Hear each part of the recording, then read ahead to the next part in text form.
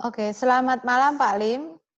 Kami dari kelompok analisis industri agriculture, saya Desi dan teman Dan diskusi saya saya, Benny Laurensus. ya, akan mulai untuk mempresentasikan eh, strategi industri agriculture setelah menghadapi pandemi COVID ini. Saya share screen dulu ya Pak untuk makalah kami.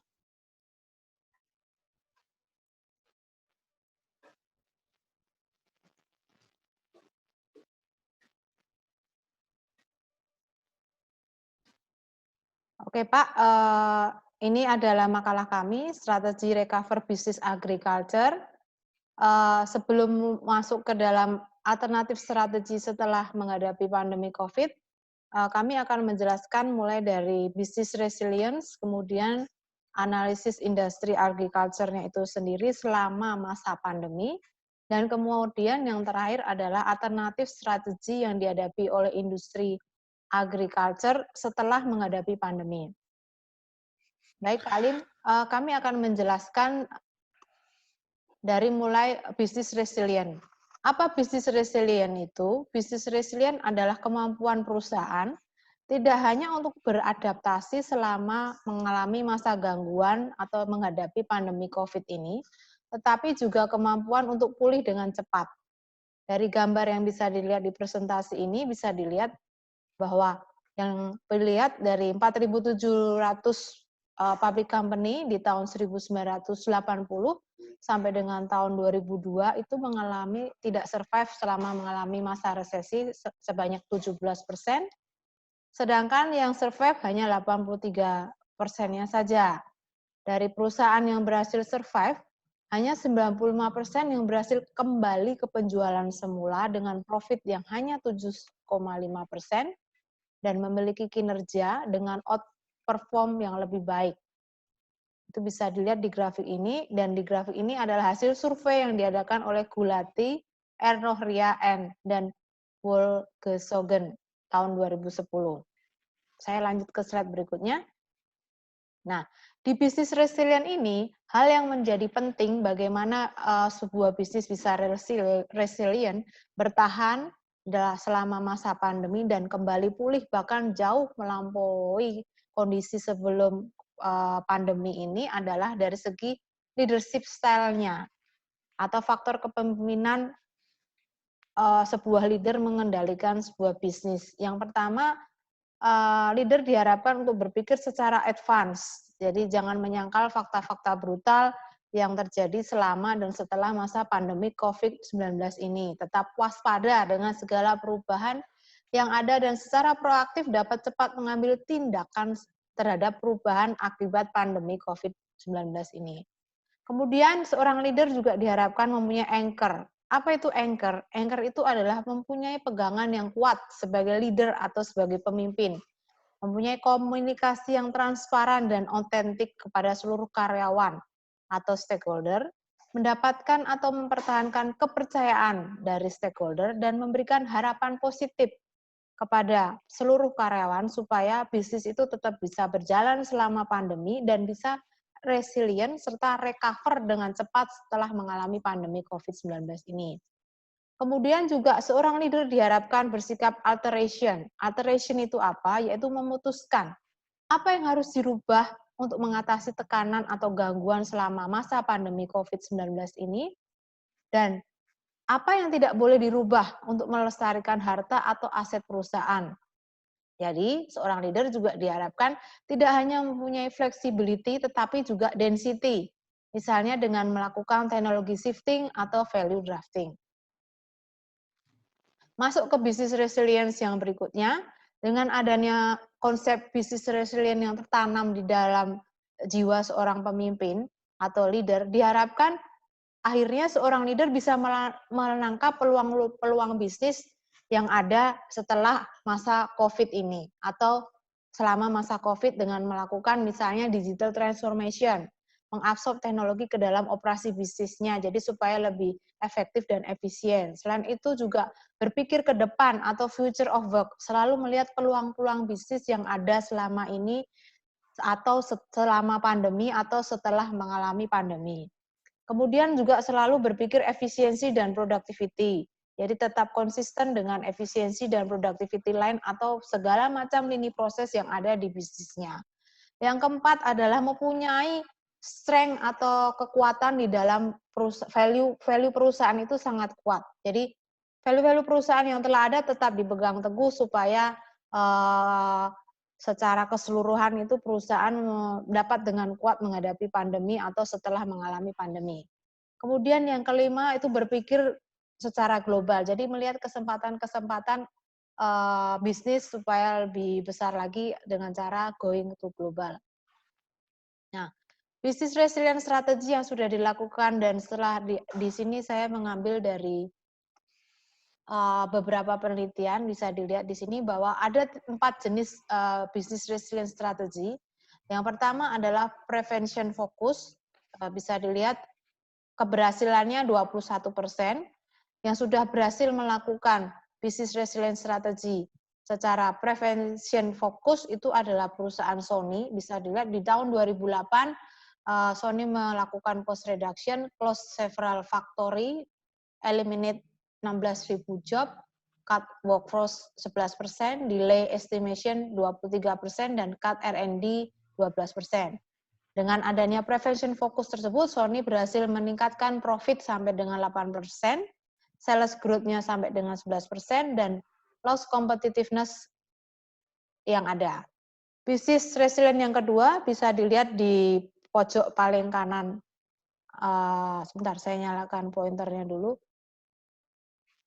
Bisa dilihat di sini di pragmatic fokus itu tingkat keberhasilannya 29%, yaitu mengcombine antara yang prevention dengan promotion dengan prevention. Tingkat keberhasilannya adalah 29%, yang sudah berhasil melakukannya adalah perusahaan Staples. Di tahun 2000 itu Staples telah melakukan close down underperforming facility, jadi beberapa facility yang tidak nilai performanya kurang baik itu di close. Increase workforce 10% dan contained in operating cost, dan Staples berhasil mendouble sales-nya sampai dengan 7,1 bio dan 30% profitability selama 3 tahun dia capai. Bisnis resilience strategi yang nomor 2 sebenarnya tadi, maaf saya menjelaskan langsung yang ke pragmatik, itu adalah promotion focus. Jadi lebih fokus kepada ofensif menyediakan benefit daripada benefit. Yang berhasil melakukan promotion focus adalah HP di tahun 2000 selama mengalami recession. Itu yang dilakukan adalah meningkatkan biaya R&D sampai dengan 9%, corporate branding kampanye sebanyak 200 mio, kemudian expand di beberapa negara, yaitu sampai dengan 1 bio. Di tahun 2004, dia memperoleh 84,% revenue-nya. Kemudian bisnis resilience strategi yang terakhir adalah progresif. Progresif itu merupakan gabungan antara defense dan offense daripada bisnis resilience strategi. Yang berhasil melakukannya adalah target dan tingkat keberhasilannya adalah 37%. Di tahun 2000 dia meng-increase marketing cost-nya sampai dengan 20%, increase capital-nya sampai dengan 50%, increase number of store-nya sampai dengan dari 947 ke 1107, melakukan penurunan cost, improve productivity, dan meningkatkan efisiensi di dalam supply chain, sehingga perusahaan target berhasil meningkatkan sales-nya sampai dengan 40% dan profit-nya 50% setelah mengalami resesi. Kemudian profit margin-nya itu meningkat sampai dengan 9%, yang sebelumnya sebelum krisis itu 10% dari resesi. Bisa dilihat di sini bahwa tingkat keberhasilan perusahaan-perusahaan atau industri-industri untuk menghadapi masa resesi atau setelah resesi adalah dengan strategi progresif atau di sini 37%. Kemudian analisis kondisi industri agriculture sendiri selama pandemi COVID-19 saya jelaskan secara global, yang nanti akan dijelaskan oleh teman saya Beni itu Bagaimana harga pasar di industri agriculture sendiri itu sangat berpengaruh. Kemudian rantai pasokan juga sangat berpengaruh. Kita bisa ketahui bahwa PSBB mulai berlaku di beberapa daerah, kemudian beberapa negara juga melakukan lockdown yang sangat mempengaruhi dengan rantai pasokan, terutama untuk bahan-bahan yang masih impor seperti pupuk dan lain sebagainya yang sangat penting untuk industri agriculture. Kemudian kesehatan petani juga menjadi consideration selama mengalami masa pandemi COVID ini. Kita tahu bahwa para petani itu memiliki tingkat pendidikan yang rendah sehingga kekhawatiran kekhawatiran untuk tertular atau sosialisasi terhadap bagaimana cara menanggulangi selama pandemi COVID ini juga akan mempengaruhi para petani. Tenaga kerja pertanian, kita bisa melihat bahwa tidak banyak uh, tenaga kerja muda yang di Indonesia saat ini tertarik kepada bidang pertanian. Mereka lebih senang untuk bekerja di dalam industri atau perusahaan-perusahaan yang berada di kota-kota besar.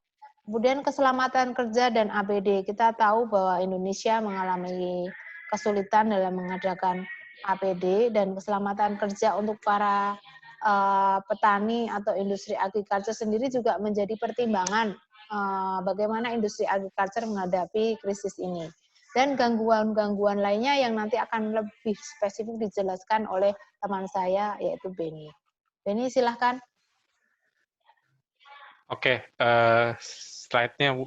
Nah, ini adalah analisa dari survei yang menginformasikan bahwa saat ini petani di Indonesia itu rata-rata berusia 45 tahun, itu sekitar 61%.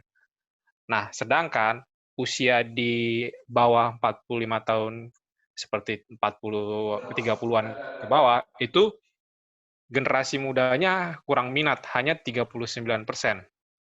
Nah, data ini didapatkan dari BPS tahun 2013, misalnya ada 121 juta orang yang bekerja. Ada 29% yang cukup banyak bekerja di pertanian, tetapi rata-rata orangnya di atas 45 tahun. Nah, sedangkan komposisi penduduk menurut generasi di tahun 2017, saat ini jumlah penduduk yang paling banyak itu adalah kaum milenial dan pasca milenial. Misalnya kita asumsikan penduduk yang bekerja saat ini 121 juta. Berarti ada 40,8 juta kaum milenial dan pasca milenial 3,53 juta. Ini cukup banyak untuk generasi muda di Indonesia. Nah, artinya bahwa hasil survei ini menunjukkan bahwa jumlah orang produktif lebih tinggi daripada jumlah lansia. Nah, jika sektor agrikultur ini diisi oleh generasi muda, tentu sektor ini akan mendapat kemajuan di Indonesia. Karena dari survei sendiri, kita bekerja itu paling banyak 29% dari sektor pertanian. Next, Bu. Next selanjutnya. Nah, ini analisa problemnya selanjutnya adalah sektor yang kena dampak dari corona. Nah, dari analisa ini bahwa tidak ada satupun sektor pertanian atau sektor agrikultur yang terkena imbasnya. Kenapa? Karena justru sektor ini sangat penting. Ya, bagaimanapun juga manusia harus butuh makan dan sektor ini tentu sangat dibutuhkan di Indonesia. Nah, generasi muda adalah kunci dan pertanian modern adalah solusi untuk menarik generasi muda untuk terlibat dalam bisnis pertanian. Pertanian digital adalah salah satu pertanian modern yang dapat mengubah pertanian saat ini menjadi bisnis yang menarik. Nah, dari hasil survei tenaga kerja Indonesia, ada 11% lulusan SMK. Tetapi ada total 7 juta orang yang penganggur di Indonesia. Ini cukup banyak.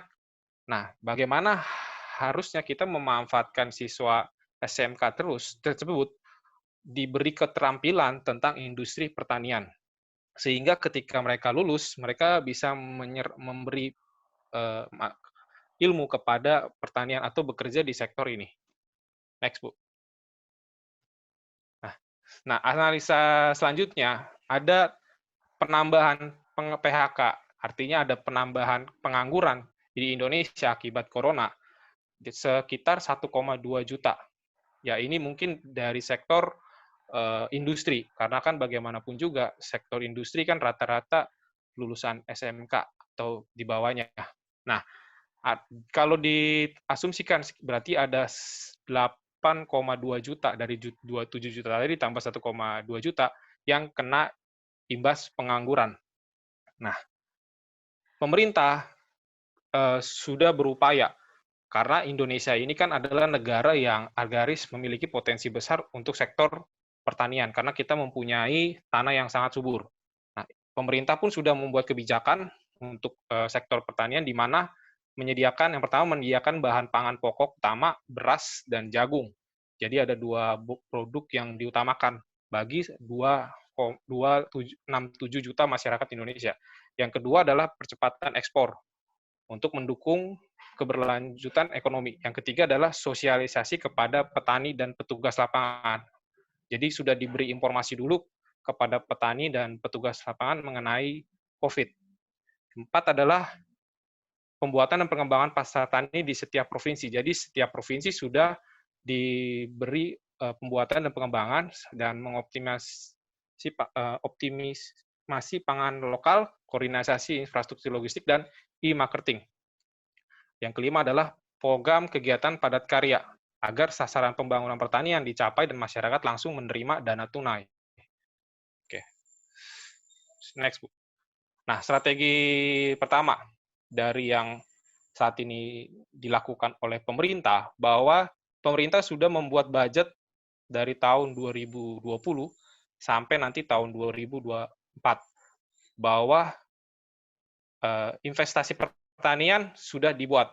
Bahkan sampai saat ini investasi yang dilakukan adalah pemerintah sudah membuat kebijakan perizinan yang tidak bertele-tele.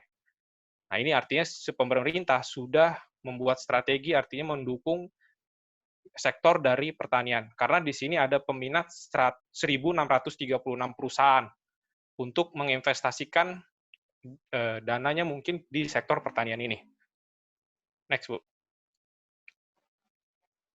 Nah, strategi yang kami buat selanjutnya adalah saat ini karena dari survei mengatakan bahwa 11% itu orang yang bekerja itu dari lulusan SMK. Bagaimana kita memanfaatkan lulusan SMK itu diberi ilmu pertanian. Jadi ada semacam sekolah kejuruan, menengah kejuruan untuk pertanian. Salah satunya sudah dilakukan di Depok. Nah, ini sangat penting. Bagaimana kalau misalnya sekolah-sekolah di SMK yang dekat-dekat dengan pertanian itu dimanfaatkan, diberi semacam kayak sekolah tambahan untuk kejuruan pertanian. Nah, di sini juga sudah diberi aplikasi secara online. Bagaimana dia bisa membuat aplikasi untuk mendistribusikan hasil panennya ke masyarakat. Nah, salah satu juga yang bisa dilakukan adalah di mana salah satu contohnya ini Kota Jakarta sudah memberi gebrakan seperti hidroponik untuk generasi mudanya, semacam lomba. Jadi tujuannya adalah untuk setiap masyarakat mampu menanam tanaman di rumahnya masing-masing. Jadi harus ada peran dari gubernur atau dari provinsi tersebut. Next, Bu Desi. Nah, strategi selanjutnya adalah karena saat ini adalah era digital, ada beberapa perusahaan-perusahaan swasta yang sudah membuat semacam software untuk membantu petani mendistribusikan dagangannya ke konsumen. Nah, pemerintah mempunyai perusahaan yang khusus untuk sektor agrikultur. Namun saat ini aplikasi ini dikelola hanya oleh perusahaan swasta.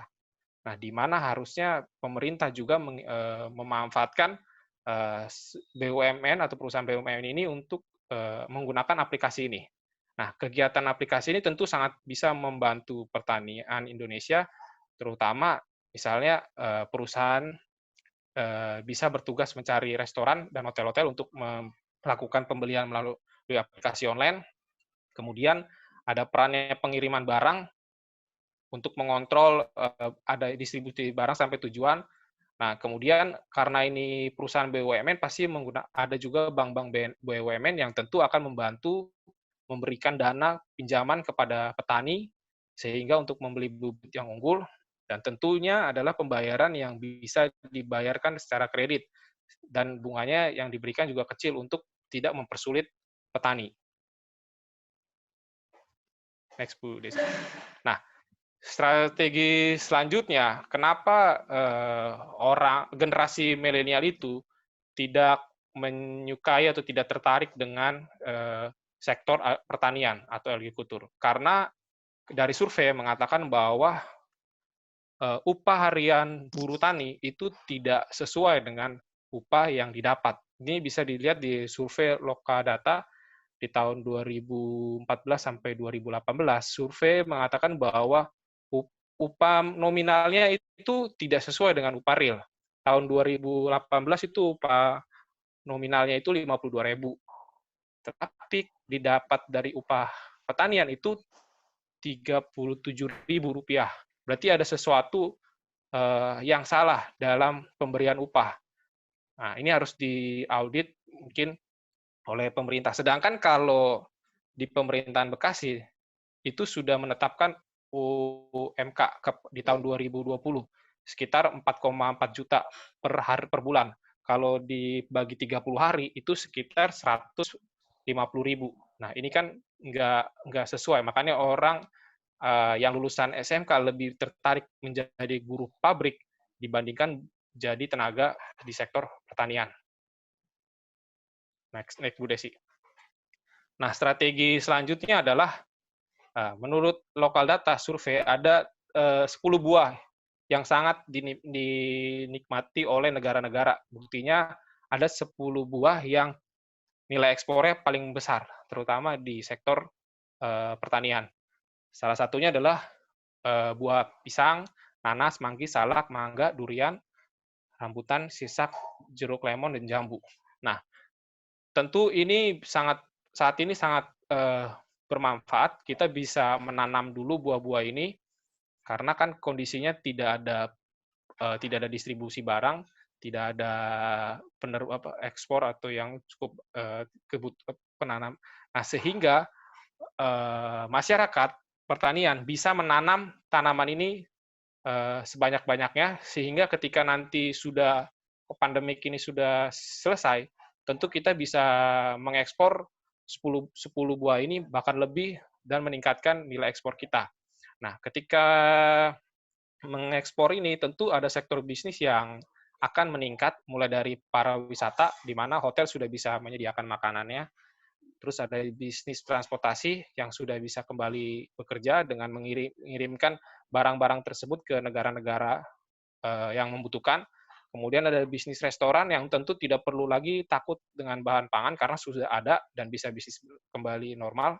Terus ada bisnis mebel, bisa mulai kembali memproduksi meja karena sektor agrikultur sangat luas. Salah satunya juga kayu. Nah, kelima adalah bisnis pabrik yang membutuhkan bahan susu itu seperti kue dan roti tidak perlu lagi takut karena sektor agrikultur juga termasuk adalah susu dari sapi. Nah, itu adalah 5 strategi yang kita sampaikan setelah COVID ini berakhir.